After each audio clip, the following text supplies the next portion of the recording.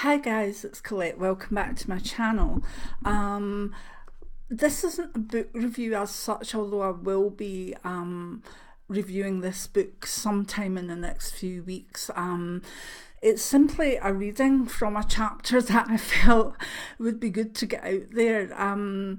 I had a week or so off. It was also a devotional time, and I had quite a few books that I could choose from, but this one seemed to be pushing itself towards me.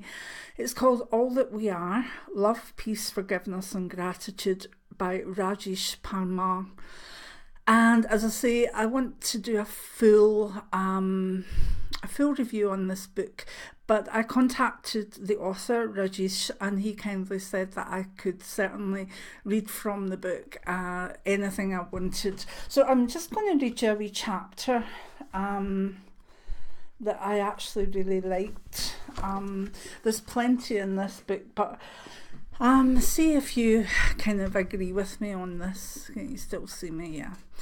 So this is a chapter called Imagine. And excuse me if I stutter or whatever. This is part of the studies I've been doing. A lot of it reflects the way I believe in things anyway, and in that way it was good because it kind of was inherent in what I was doing at that time, and also what maybe I needed a wee sense of, yeah, you're right. So it's called Imagine. The human experience is a duality in its most brutal form. Why is it this way? It's supposed to be like this. Is it supposed to be like this, or can it be changed? Some esoteric practitioners suggest some are here to observe, others are here to feed the duality, forcing us to expand, and the rest are here for expansion and adventure. The reality is all of these are possible. We incarnate with the intention of expansion and a physical adventure. We design life experiences with the highest intention, yet many repeat old paradigms and tendencies. These repeating patterns encourage further sojourns into the human theatre. We have the free will choice to create through positive intent or direct our actions, words, thoughts, and intent towards strengthening the duality. We own the responsibility to change what has been allowed to establish itself. There are those who look outward for a saviour or a being to change what we collectively experience rather than take ownership of the duality. The wait for a second coming or a saviour is a futile one and will lead to disappointment. The doctrine of a saviour is part of the illusion of the human theatre and is not of source. Source is seen as all that is, the oneness of the universe. There are many names for source, and in the book just calls it source. We incarnate many times into multiple avatars and worlds. New Age suggests two types of a tendency. There are earthbound spirits who repeatedly incarnate into the human theatre. There are the star people or spirits who incarnate into many worlds and in any array of avatars across the cosmos. The reality of these categories is not important. What is fundamental is that we incarnate many times until we come to a point in expansion where we see no purpose to further physical life experience. This fundamental truth should be a consideration as we traverse the life experience in the present. We should be mindful of what we allow in the life we experience in the now, as we may choose to incarnate into what we leave behind. Reincarnation exists, and there is no forced life of suffering as a punishment for past deeds. We design and choose every incarnational experience. The law of life is ownership and responsibility. We as infinite spirits own every action, word, thought, and intent. We own our choice to incarnate. We own the outcome of every sojourn. We own our expansion and reconnection with Source, or the lack thereof. We are the owners of our eternal destiny and trajectory. This is an absolute. That which emanates from Source is based upon unlimited and infinite free will. The law of free will exists in the universal theatre as it does when we are in pure spirit. Each sojourn into life is designed in alignment with the intended expansion of the true self. The choice to incarnate as a human or any other life form in the cosmos is taken from a state of grace and infinite awareness. We design our template for the next incarnation when in a state of being everywhere and in everything. We are pure energy in a state of infinite grace and peace. We are not burdened by the physical impositions of being in an avatar, the mind and the body. We design predetermined experiences, interactions, and major decision markers. These are specific to the intended purpose of the incarnation. Free will determines if we follow our intended path or redirect our lives down different paths. The choices we make at these junctures, when presented with the signs, synchronicities, numbers, symbols, events, people and places determine our individual timeline. There is no separation. A ripple in our individual timeline affects the human collective and universal canvas. All that exists has purpose. There is nothing in the seen and unseen that exists by chance. Everything has intention and a reason for being.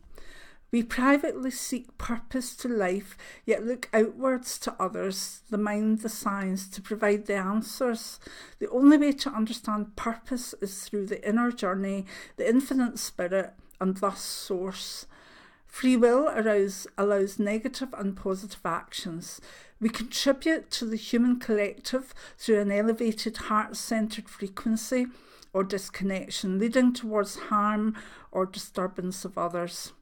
Free will governs choice. The free will of another can, in a horrific way, affect or end a life through the imposition of unplanned or uninvited action. Free will is a universal law and all-pervasive. We are here to fulfill our incarnational intent. We knowingly enter the human duality with the awareness we will be subject to our own and others' free will. Free will is unavoidable. The Buddhist definition of nirvana is of transcendence. It is a state where inequality, suffering, desire, and low vibrational tendency no longer have influence or power. It is balanced karma. Imagine a human experience where the majority have expanded to an elevated frequency. There has been a shift inwards towards the self, a connectedness to true reality and to one another. We have transformed the human experience into an overwhelming vibration of love, joy, service to others, inner knowledge and connectedness. We see life as an incarnation and a temporary sojourn from home. The influence of duality is lessened and we are sovereign of government, control systems, myopic social movements and self-professed diviners of Source. The yin and yang aspects of matter are tilted towards a higher frequency. True liberty and freedom of thought is regained. We act with others in mind, replacing the agenda, prospering the few. We seek to be of service and are in harmony to form our own unique experience. We have evolved beyond overriding selfishness and egoistic intellectualism. Political, social and cultural ideologies are muted and intention guided through expanded perception. We become detached from lower vibrational tendencies of war and greed. We understand our place in the universe and that we share expansion with innumerable life forms We are one. We no longer perceive humanity as the pinnacle of intelligent life. Poverty is replaced with the sharing of the abundant resources and technological innovation. Education is based on truth, true reality, and unbounded possibility open to the spirit. Systems supporting opportunity are not dependent on another being poor for the profit of the few.